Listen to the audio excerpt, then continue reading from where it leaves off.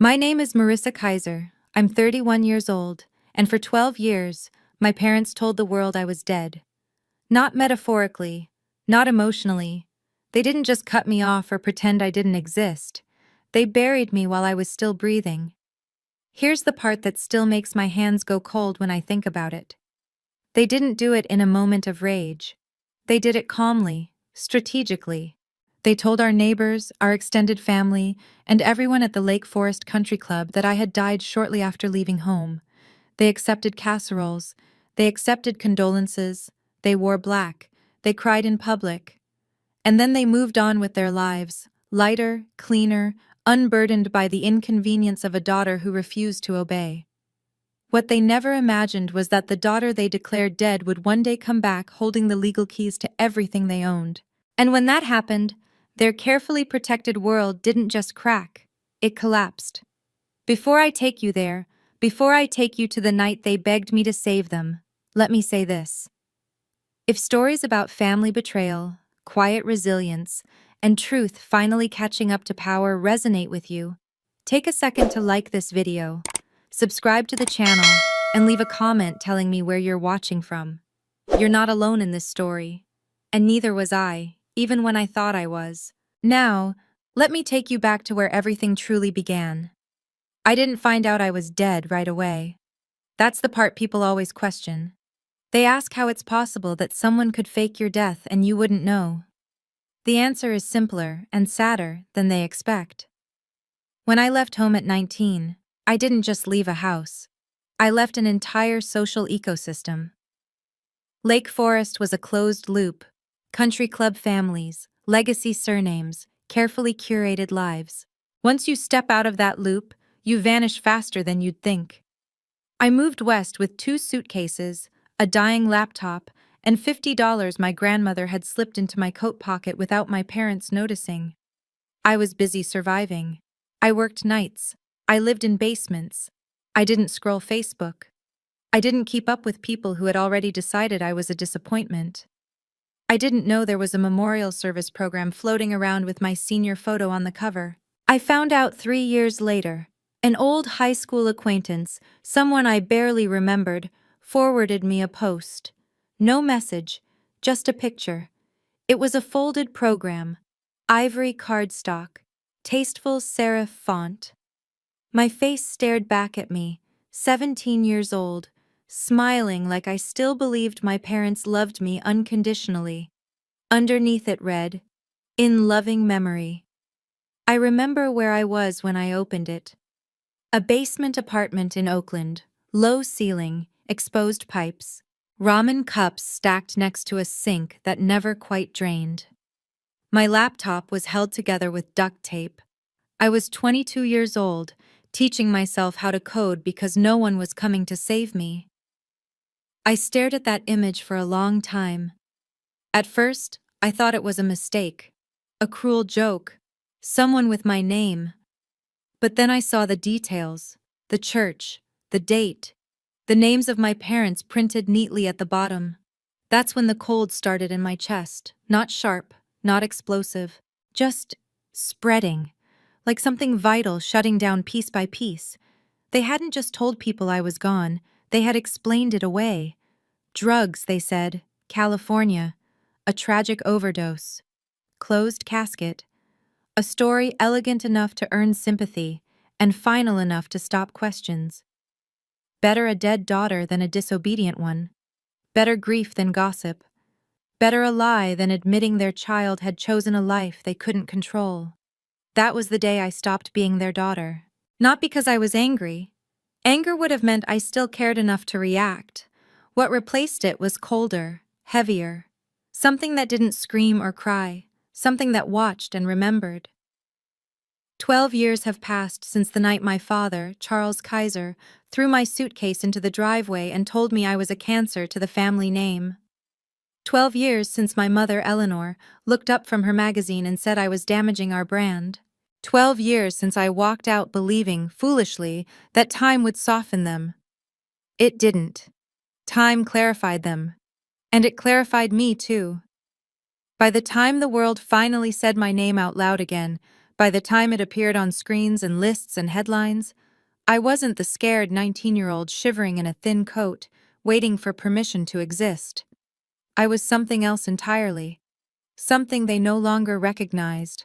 Something they had unknowingly created the moment they decided I was easier to bury than to understand. They thought my story ended at a fake funeral. They were wrong. And the bill for that mistake was coming due.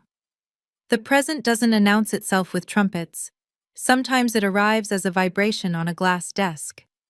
That morning, I was standing in my corner office on the 42nd floor of the Salesforce Tower in San Francisco, watching the fog roll in from the bay. The view usually grounded me.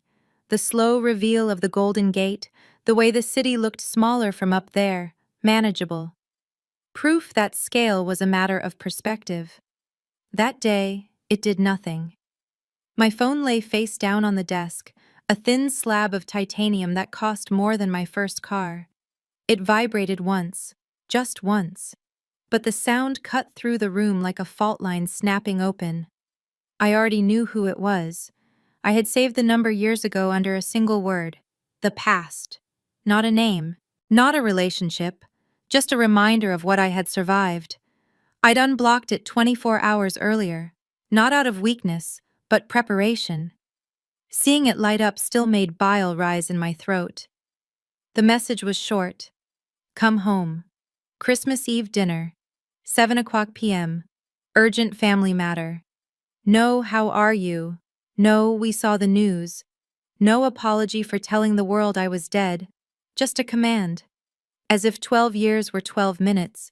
As if I were still a teenager standing in a driveway, waiting to be told whether I mattered. I didn't respond. Instead, I walked to the window and pressed my palm against the cold glass. My reflection stared back. Tailored black suit, posture relaxed, eyes steady. I didn't recognize the girl my parents had erased, but I recognized this woman. 31. CEO of Etherflow Systems, a logistics company that used artificial intelligence to reroute global shipping in real time. The kind of company governments pretended not to rely on, and corporations couldn't function without. That morning, Forbes had updated its real-time billionaire list. My name was on it. That was the real emergency. The door to my office opened quietly. Daniel Cross stepped inside without asking. He never asked.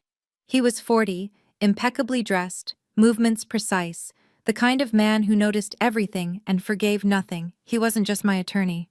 He was the architect of outcomes people preferred not to imagine until they were inevitable. It's time, he said, setting a leather folder on my desk. The jet is fueled. We have a landing slot at O'Hare in 4 hours. I turned from the window. Did the confirmation come through? Daniel nodded. This morning. North Shore Capital LLC now holds the paper on everything. Primary mortgage, business loans, lines of credit. Even Eleanor Kaiser's Saks Fifth Avenue card. Every word landed clean. No drama, no embellishment. I ran my thumb along the edge of the folder. Inside it were documents I'd waited 12 years to exist.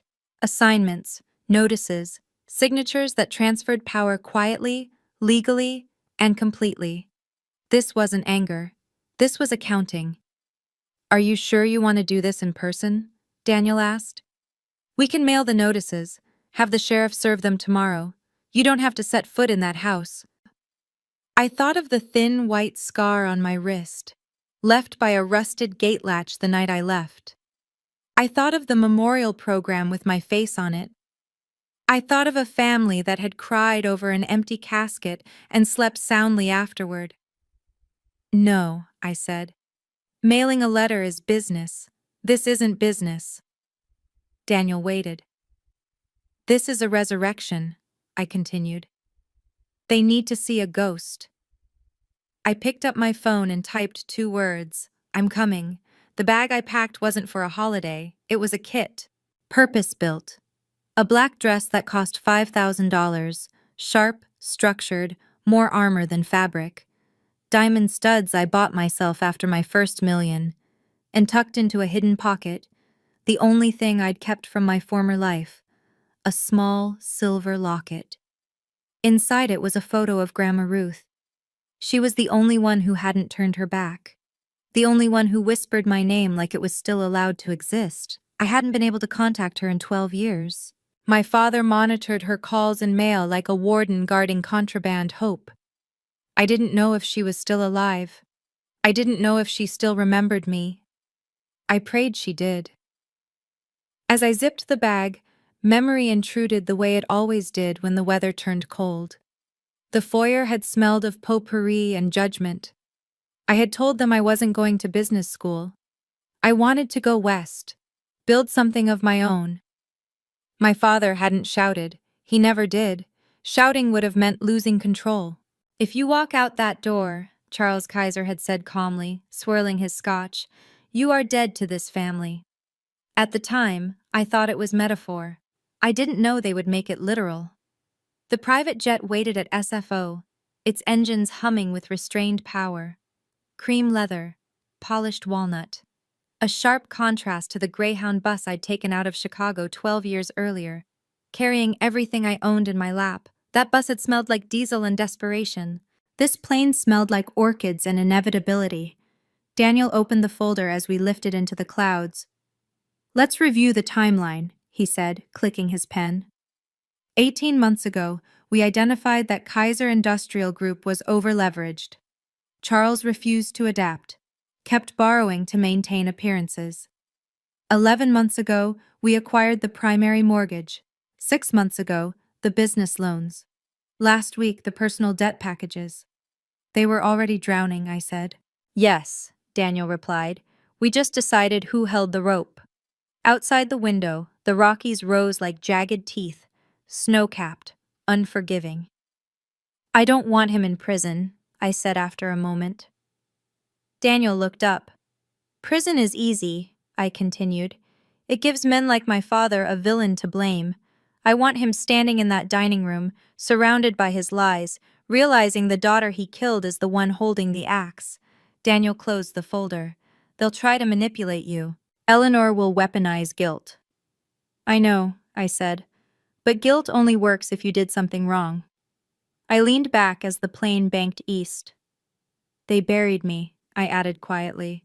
I'm just digging myself out. Chicago was waiting, and it was snowing. The memory doesn't arrive as a blur. It arrives with precision. 12 years ago, it was November. The kind of cold that seeps into your bones before winter officially claims the calendar. The foyer of the Kaiser house was spotless, as always. Polished marble floors, a crystal chandelier throwing soft light over everything it touched. It smelled like potpourri and furniture polish and something sharper underneath. Judgment. I stood near the front door with my hands clenched at my sides, rehearsing sentences I'd already said out loud twice. I wasn't going to business school. I wasn't staying in Illinois. I had an acceptance letter from a program in California. I wanted to build something that was mine. My father, Charles Kaiser, didn't raise his voice. He never did. He stood by the fireplace, swirling amber liquid in a cut crystal glass, watching the ice melt like time was on his side. When he spoke, it was calm, surgical. If you walk out that door, he said, you are dead to this family. The words landed softly, almost politely. That's what made them dangerous. I laughed then, quietly, nervously. I thought he was being dramatic. Parents said things they didn't mean when they felt embarrassed, when they felt challenged. I thought time would cool him down, that he would regret it in the morning. I'm not a failure, I said, my voice shaking despite my effort to keep it steady. I just want to try. There is no try, my mother Eleanor added without looking up from her magazine. There is only maintaining the standard. You are damaging our brand, Marissa. That was the moment something inside me cracked. Not loudly, not enough for them to notice. I wasn't a daughter in that room. I was a liability, a defective product that needed to be recalled before it embarrassed the company. When I reached for the door handle, my father delivered the final sentence like a verdict.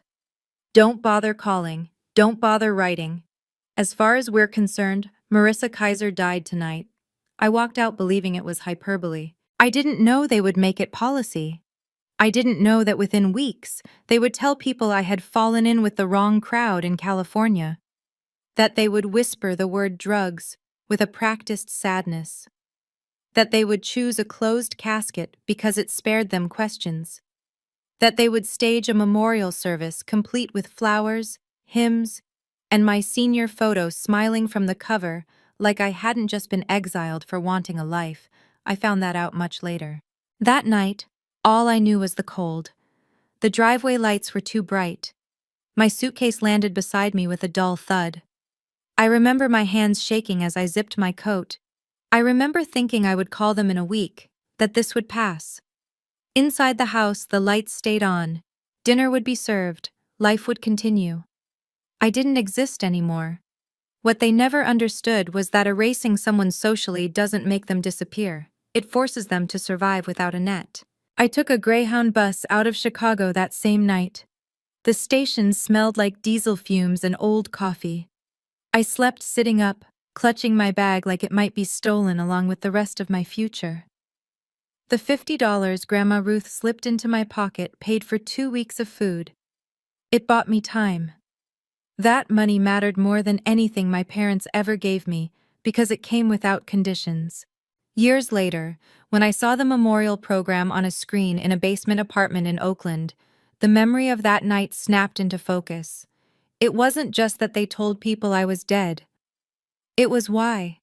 They didn't want a daughter who chose uncertainty. They wanted certainty, control, appearances, and when I threatened that, they chose the cleanest solution they could imagine. A dead daughter asked no questions.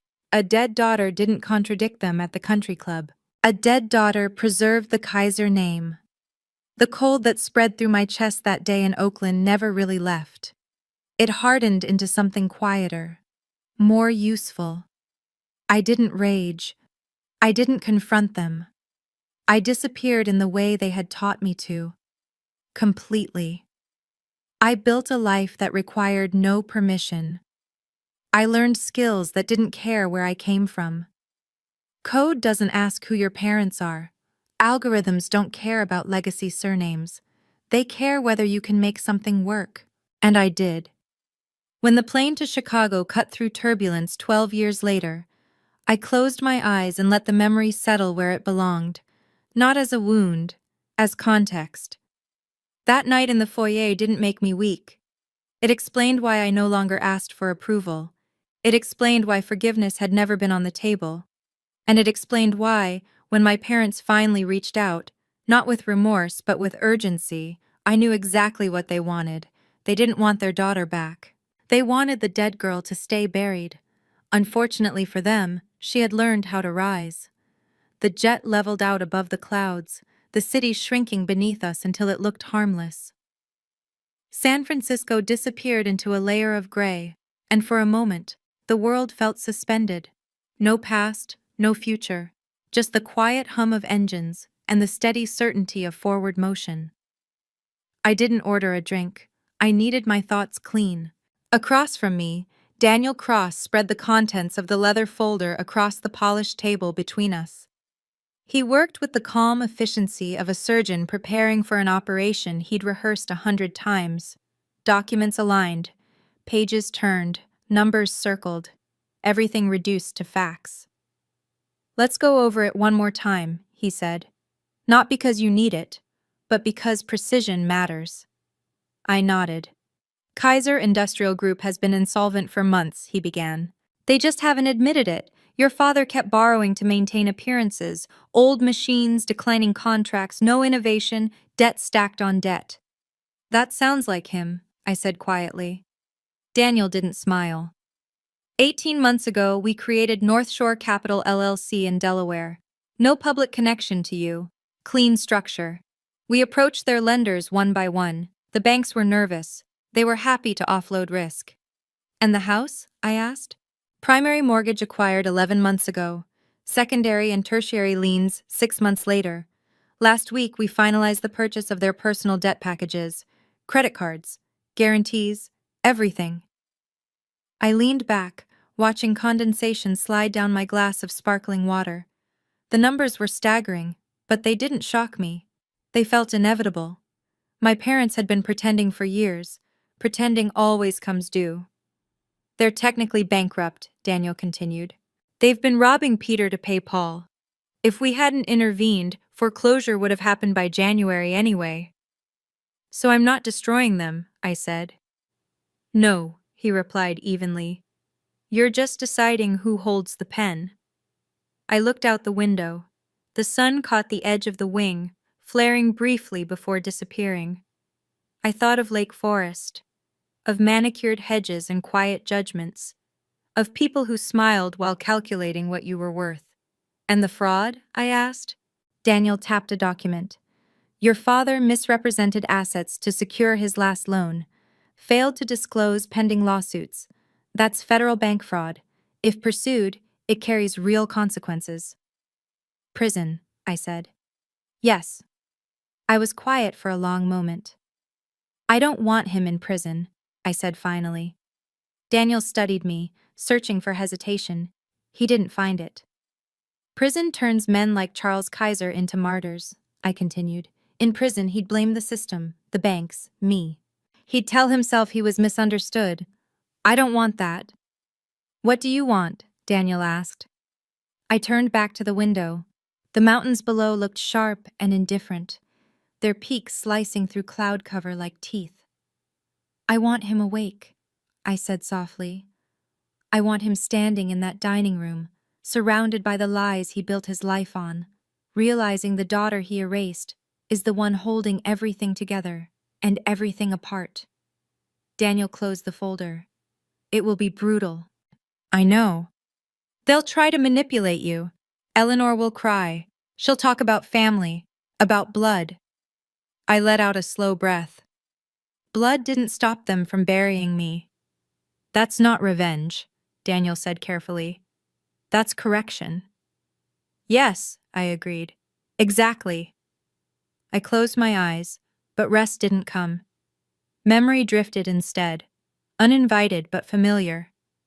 I thought of Grandma Ruth, of her kitchen that always smelled like tea and sugar cookies, of the way she used to press my hand twice when my parents weren't looking, as if to say I see you. I thought of the night I left, how she'd slipped that folded $50 bill into my coat pocket, her fingers trembling. It's not much, she'd whispered, but it's yours. That money fed me for 2 weeks. It bought me time. It bought me survival. That seed had grown into everything I now owned. I wasn't doing this only for myself. I was doing it for the 19-year-old girl who cried silently in a bus station because she didn't want anyone to see her break. And I was doing it for the 85-year-old woman who had been told she was senile for insisting her granddaughter was still alive. Are you sure you want to see her first? Daniel asked gently, interrupting my thoughts. Yes, I said without hesitation. She's coming with me. He nodded. No argument. He understood leverage in all its forms. Moral, emotional, legal. The pilot's voice came over the intercom. We'll be landing at O'Hare in approximately 3 hours. Weather in Chicago is deteriorating. Heavy snowfall. Expect turbulence on approach. I opened my eyes. Fitting, I murmured. Daniel raised an eyebrow. You always did like symbolism. I smiled faintly. It wouldn't be a homecoming without a storm. The jet began its descent, clouds thickening outside the window. The smooth certainty of altitude gave way to subtle resistance, the air pushing back as if warning us we were entering a different world. Below us waited a city layered in snow and memory, a house lit too brightly to hide its rot, a family that believed they could command forgiveness the same way they commanded silence. They thought time had buried the truth. They were wrong. As the plane cut through the first pocket of turbulence, I fastened my seatbelt and let the motion ground me. Whatever waited on the other side of that storm, I was ready. I wasn't returning to ask for a place at the table. I was coming to settle the account. Chicago didn't welcome us gently. The snow came down thick and wet, the kind that clung to everything it touched and muffled sound until the world felt padded, restrained.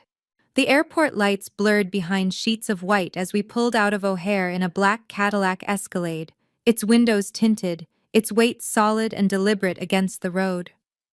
The wipers beat a steady rhythm against the windshield, counting down miles like a metronome. I drove. Daniel sat in the passenger seat, scrolling through his tablet, checking details that no longer needed checking. The plan was set. The documents were signed and sealed in ways that couldn't be undone. This part wasn't about strategy anymore. It was about presence. As the highway thinned into familiar suburban streets, something tightened low in my chest. Lake Forest hadn't changed. It had aged, but gracefully, like money always does.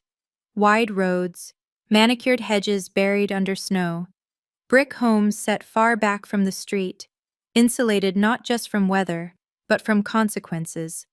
I knew these turns without looking at the GPS. Left here, I said, seconds before the navigation prompted it. Daniel glanced at me, then back to the road.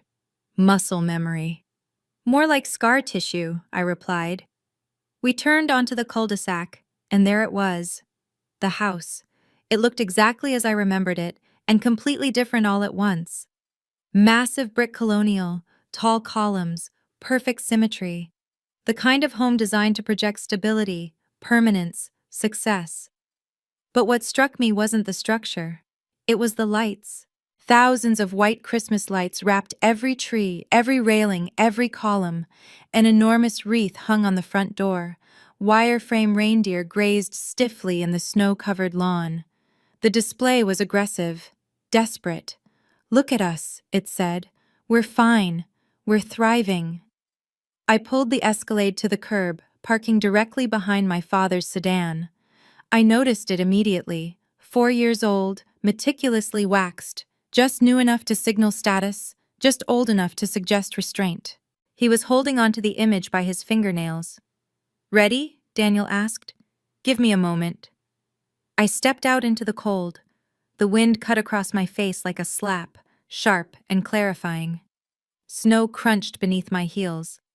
I inhaled deeply, letting the air burn my lungs until my thoughts aligned with the present. This wasn't a memory. This was now. That's when a garage door opened 2 houses down. A woman stepped out, bundled in a thick down coat, a golden retriever straining at the leash. She paused mid-step, squinting through the falling snow. I recognized her instantly. Mrs. Halverson. She had lived next door for most of my childhood. She used to hand me cookies over the fence when my parents weren't home. She'd once told me I had kind eyes. I hadn't seen her in over a decade. She stared. The dog tugged harder, confused by the sudden stop. Mrs. Halverson didn't move. Her mouth opened slightly, then closed, her face drained of color. "Marissa," she whispered. The sound of my name, my real name, carried faintly through the wind. She took a step back, one hand flying to her chest. But you're—" She couldn't finish it. She couldn't say dead. I gave her a small smile, polite, controlled, the kind you offer when correcting a misunderstanding without inviting conversation. "Merry Christmas, Mrs. Halverson," I said clearly. Her breath caught. The leash slipped in her gloved hand as she stumbled backward, eyes wide, like she was looking at something impossible. "I'm feeling much better now," I added. She didn't respond. She turned abruptly and hurried back toward her house, dragging the bewildered dog behind her. The garage door slammed shut seconds later. I watched until the light inside her house flicked on. By morning, Lake Forest would be buzzing. Daniel stepped out of the car beside me, buttoning his coat. "That was cruel." "That was necessary," I replied. "They killed me socially. I'm just correcting the record." I smoothed my coat, checked my reflection in the darkened car window. The woman staring back at me looked composed, unafraid, not triumphant, just resolved. The path to the front door had been shoveled perfectly. Of course it had. Appearances were everything. I walked up the steps slowly, each heel striking stone with a sharp, deliberate sound. The doorbell was the same. A deep, resonant chime that echoed through the house, announcing arrivals with ceremony. I pressed it once and waited. My heart didn't race. It didn't need to. This wasn't fear. It was alignment, the sensation of standing exactly where you're meant to be. Inside, I heard movement, voices, the faint clink of glassware, a pause. Then the door swung open. Eleanor Kaiser stood there in a red velvet dress I recognized immediately. Designer, several seasons old, expertly altered to hide recent weight loss. Her hair was dyed a sharp, unnatural blonde, sprayed into perfect immobility. Makeup sat thick over the lines time and stress had carved into her face. For a second, she just stared. Her eyes flicked over me with startling speed, my coat, my posture, the diamond studs in my ears. Then they shifted past me to Daniel, taking in his presence, his bearing. I watched the calculation happen in real time. She wasn't seeing her daughter, she was seeing a variable. Marissa, she gasped, the name torn from her throat in a high theatrical pitch meant for an audience. My baby, you're home. She lunged forward, arms wide. I didn't move. She collided with stillness, her embrace folding awkwardly around someone who didn't reciprocate. The scent of expensive perfume and stale anxiety filled the space between us. After a beat too long, she pulled back, her smile faltering for a fraction of a second before snapping back into place. Look at you, she breathed. You look successful. Behind her, in the hallway's shadow, Charles Kaiser appeared. He looked smaller than I remembered. Still rigid, still controlled, but the edges were worn. His face was gray, his eyes tired. He didn't smile, he didn't cry. He just looked at me like a problem he'd hoped time would solve. You're late, he said. 12 years declared dead. And that was his opening line. I met his gaze without flinching. Something like that, I replied coolly. Hello, Charles. He stiffened at the sound of his first name. We had crossed the threshold. There was no turning back now. The warmth hit me first. The house was overheated, the kind of artificial warmth meant to signal comfort, but instead made the air feel heavy, stale. As the door closed behind us, the familiar echo of the foyer wrapped around my senses. The checkered marble floor, the grand staircase curving upward like a frozen wave, the crystal chandelier humming faintly with electricity. It looked the same, and yet it didn't. Up close, the illusion thinned. The runner rug was frayed along the edges. A faint water stain bloomed near the crown molding, carefully ignored. The Kaiser house was aging the way its owners were, quietly, behind cosmetics and denial. Come in, Eleanor said too quickly, her hand fluttering near my arm without quite touching it. Everyone is so excited to see you, we have so much to talk about. She ushered us toward the living room, her energy brittle, vibrating just beneath the surface. Charles moved ahead of us without looking back, his shoulders tight, his gait clipped. Daniel followed silently. He didn't belong here, and they all felt it. The living room glowed with firelight. A gas fireplace roared unnecessarily, throwing heat and shadows across leather sofas and polished wood. Standing at the bar was a young man I barely recognized. My brother. Logan Kaiser was 25 now. Taller, broader, wrapped in a cashmere sweater that fit like it had never known sacrifice. He held a tumbler of whiskey with the casual confidence of someone who had never been told no. But his eyes were bloodshot, and his hand trembled slightly as he raised the glass. Well, look who finally decided to come back from the dead, he drawled. Did you Uber here, or did you take the bus like last time? Logan, Eleanor scolded weakly. Be nice. I met his gaze evenly. I flew private. He snorted. Sure you did. And the car outside is armored, I added calmly. You might want to tell your friends not to key it. He glanced toward the window. His expression shifted when he saw the Escalade. Surprise giving way to something uglier. Interest, calculation, greed. On the far end of the room, perched stiffly on a velvet chair, sat Aunt Valerie, my father's sister, the family chronicler. the woman who had likely enjoyed repeating the story of my tragic overdose with practiced sorrow. Her eyes were fixed on my handbag. "Is that real?" she asked, peering over her glasses. "Or one of those very good knockoffs?" "It's real," I said. "And it costs more than your car." She pursed her lips, color rising in her cheeks. "Well, how lovely for you." I barely noticed her. My attention had already locked onto the corner of the room, near the bookshelf.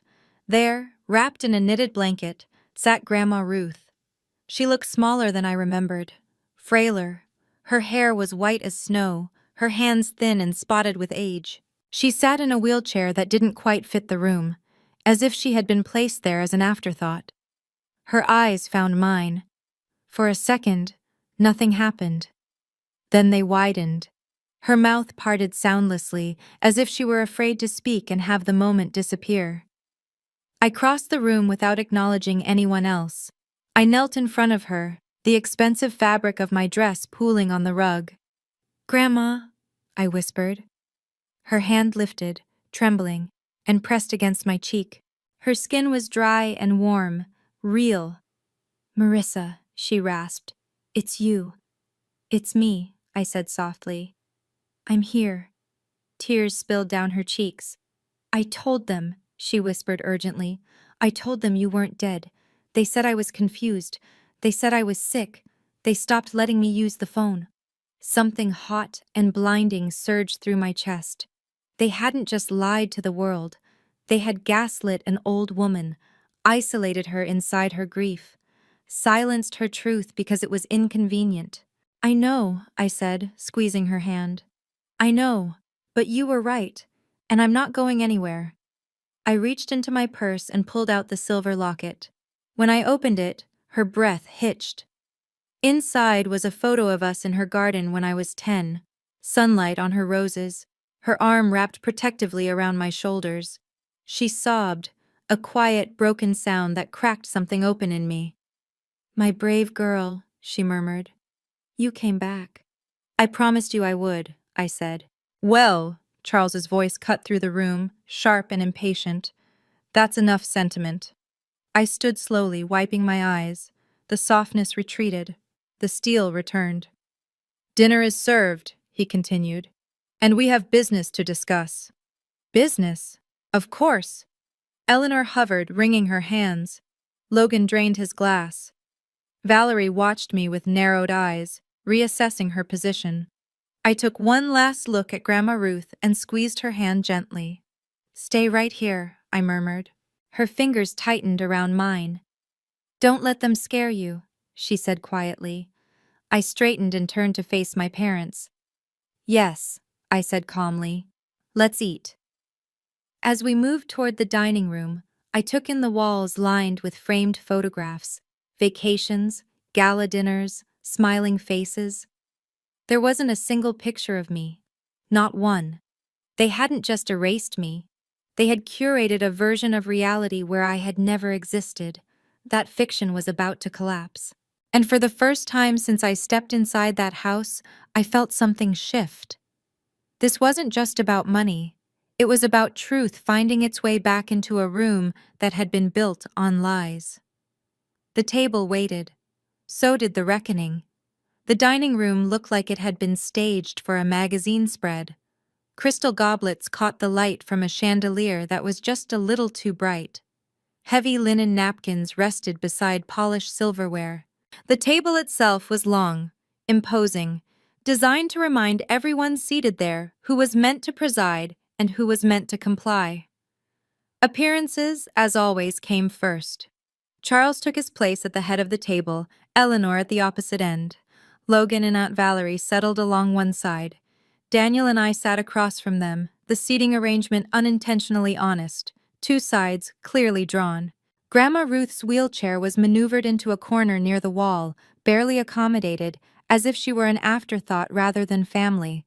A hired server, young, nervous, likely underpaid, entered with the appetizers, shrimp cocktail.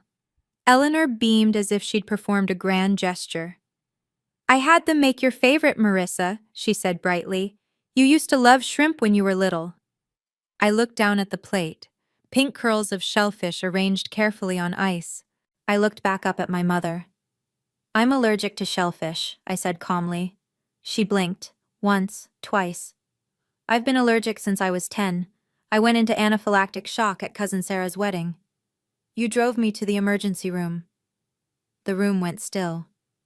"Oh, yes," Eleanor stammered. "Of course, I just forgot. It's been so long." "So long," Daniel said mildly, "that you forgot something that could have killed her?" Charles waved a dismissive hand. "It was an honest mistake." "Take it away," he snapped at the server. "Bring her a salad." The plate was removed quickly, the server's hands shaking. It was a small moment, insignificant on paper, but it told me everything. They didn't know me. They hadn't remembered me.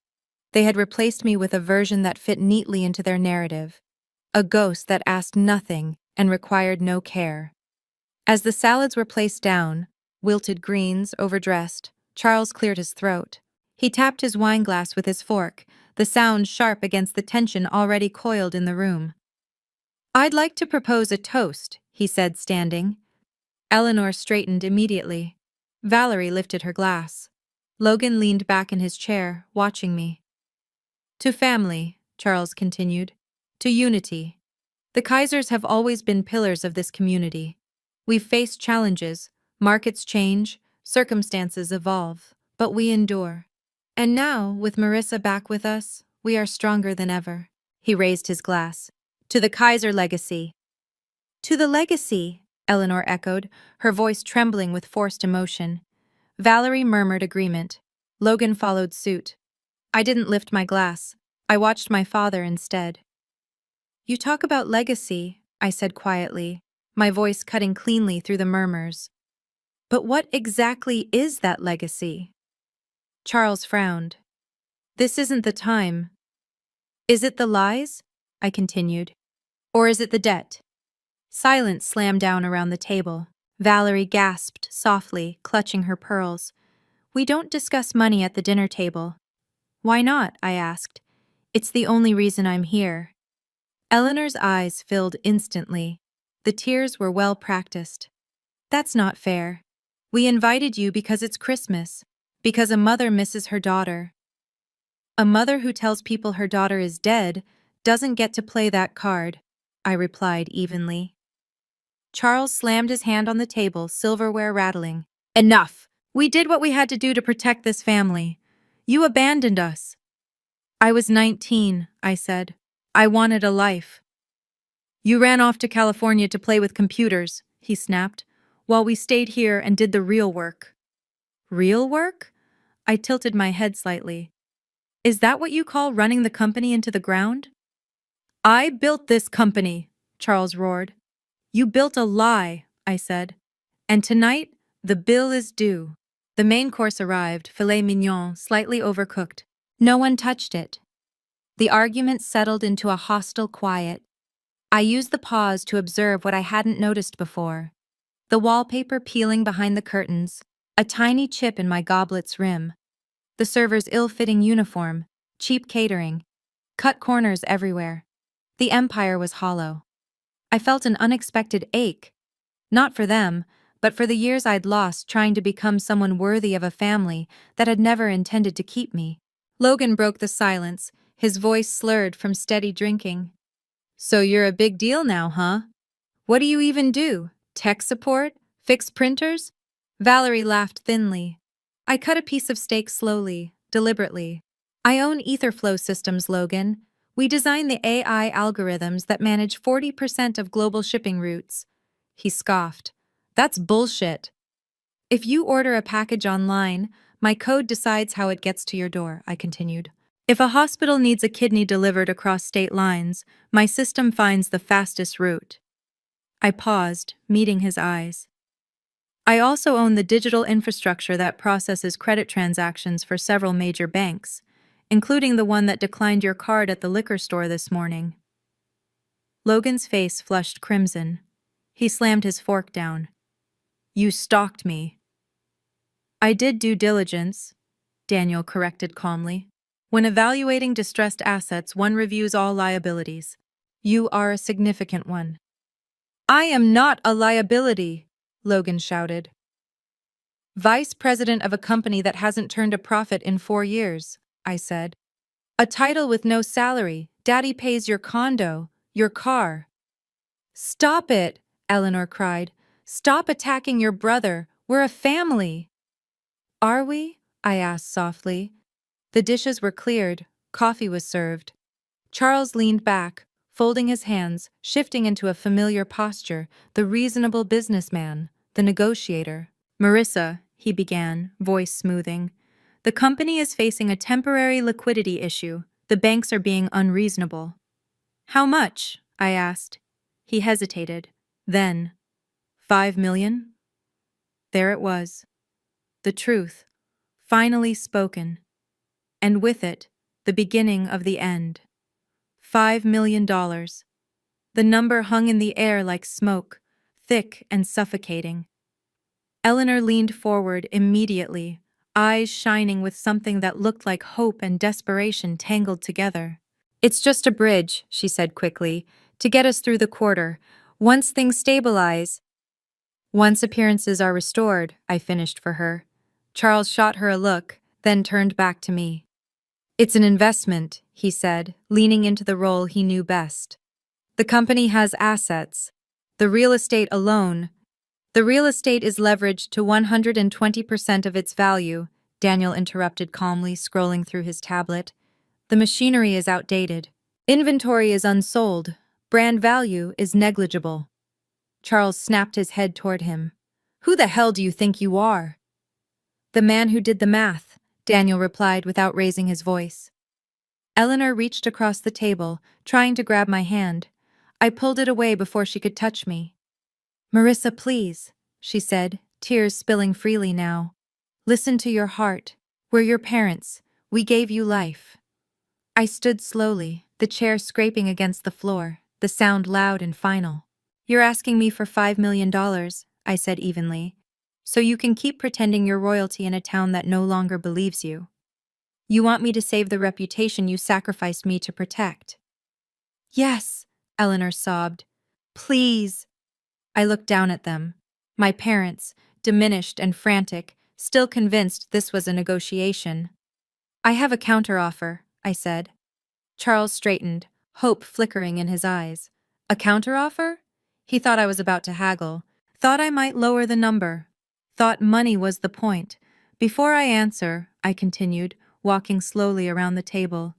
I have one question, and I want the truth. I stopped behind my mother's chair. She stiffened.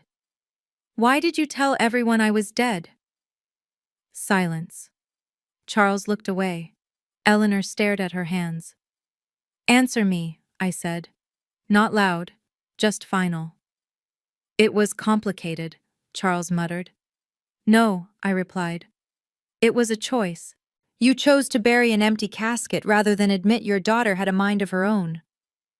Why? Eleanor whispered. Charles slammed his fist on the table, but the sound lacked force this time. Because of the scandal.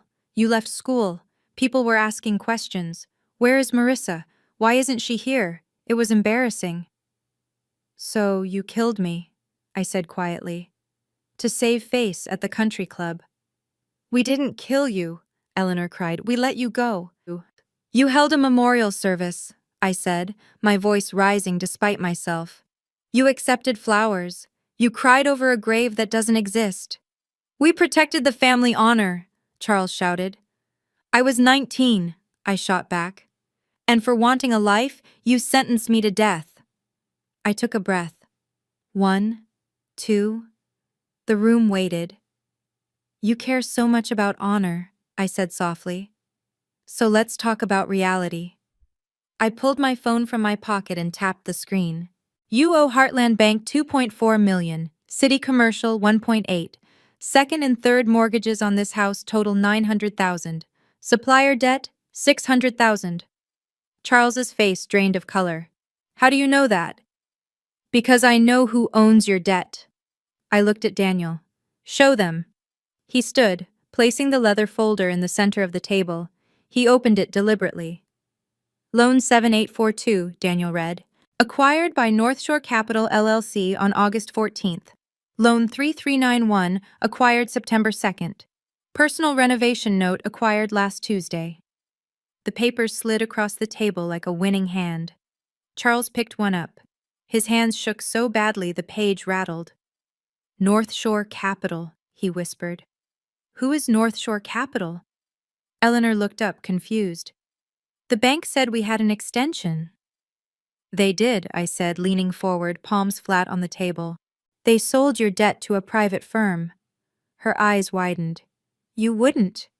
I am North Shore Capital. The silence that followed was absolute. Eleanor gasped. Her wine glass slipped from her fingers, shattered against the table, red liquid bleeding across the white cloth like a fresh wound.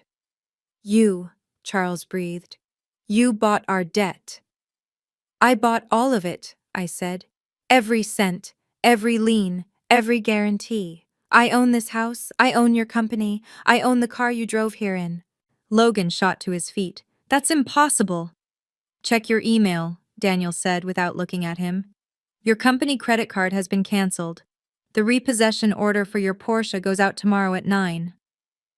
Logan stared at his phone, color draining from his face. He sank back into his chair, silent. This is blackmail, Charles said hoarsely. I'll sue you. For what? I asked. For collecting on bad loans, or for being alive? I straightened. You're a bad investment, Charles, I said calmly. Arrogant, short-sighted, fraudulent. Daniel placed a single document on the table. Option A, he said. Immediate foreclosure, FBI referral for bank fraud, prison. Eleanor let out a low, broken sound. Option B, Daniel continued. You sign everything over. Voluntary surrender. And you walk away.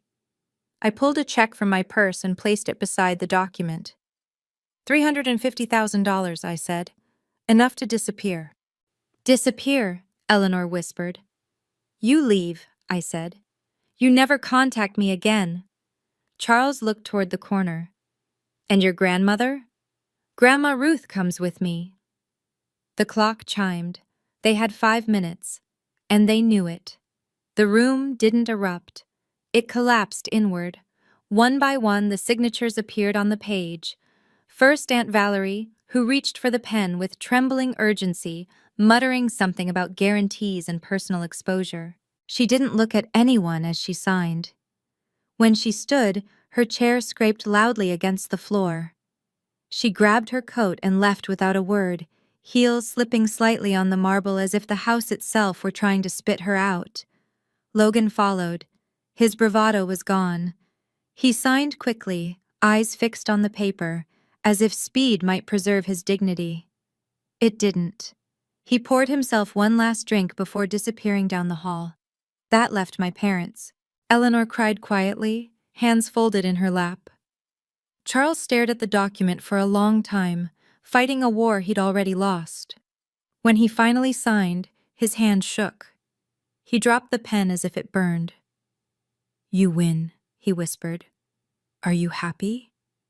Happiness has nothing to do with it, I said gently. This is balance. Daniel gathered the papers, notarized them, and slid the check across the table. You have until noon tomorrow to vacate. I didn't say goodbye.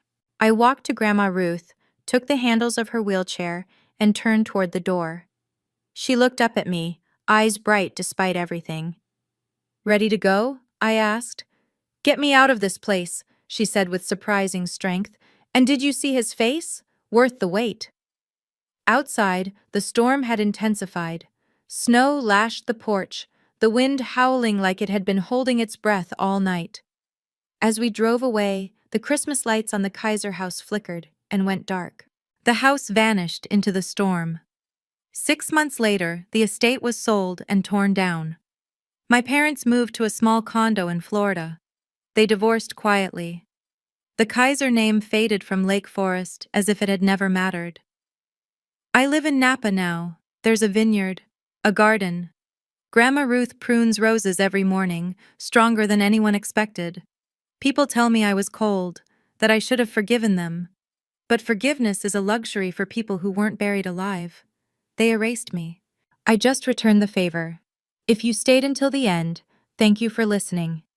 If this story resonated with you, please like the video, subscribe to the channel, and leave a comment telling me where you're watching from and whether you think they deserved what they got.